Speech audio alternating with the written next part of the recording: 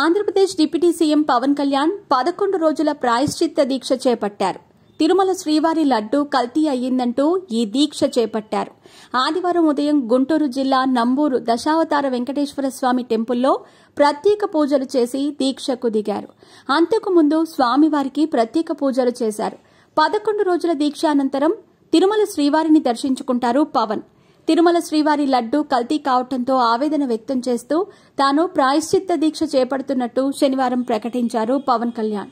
అమృతతుల్యంగా పరమ పవిత్రంగా భావించే తిరుమల లడ్డూ ప్రసాదం గత పాలకుల వికృత పోకడల ఫలితంగా అపవిత్రమైందని, జంతు అవశేషాలతో మలినమైందని, విశృంఖల మనస్కులే ఇలాంటి పాపానికి ఒడిగట్టగలరని అన్నారు.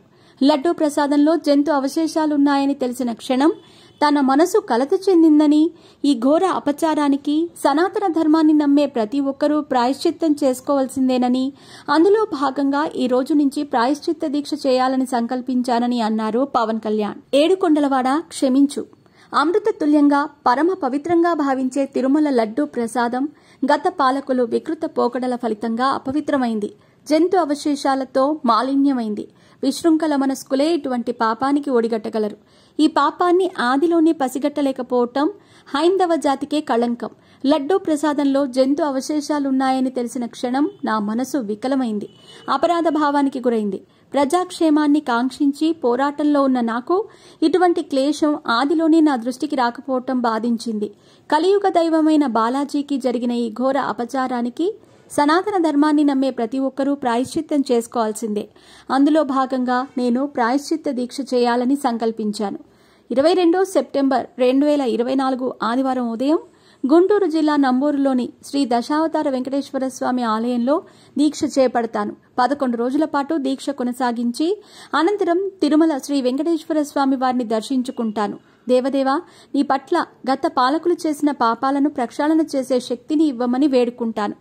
భగవంతునిపై విశ్వాసం, పాపభీతి లేనివారే ఇటువంటి ఆకృత్యాలకు ఒడగడతారు.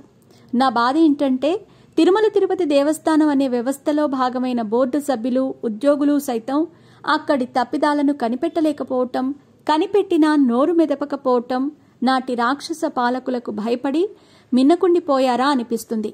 వైకుంఠధామంగా భావించే తిరుమల పవిత్రతకు, వేదాచారాలకు, ధార్మిక విధులకు కళంకం తెచ్చే విధంగా పెడపోకడలకు పాల్పడిన గత పాలకుల తీరు హిందూ ధర్మాన్ని పాటించే ప్రతి ఒక్కరినీ బాధించింది. ఇక లడ్డూ ప్రసాదం తయారీలో జంతు అవశేషాలున్న నెయ్యిని వినియోగించారనే విషయం తీవ్ర క్షోభకు గురిచేసింది. ధర్మాన్ని పునరుద్ధరించుకునే దిశగా అడుగులు వేసే తరుణం ఆసన్నమైంది. ధర్మో రక్షతి రక్షితః అంటూ ట్వీట్ చేశారు పవన్ కళ్యాణ్.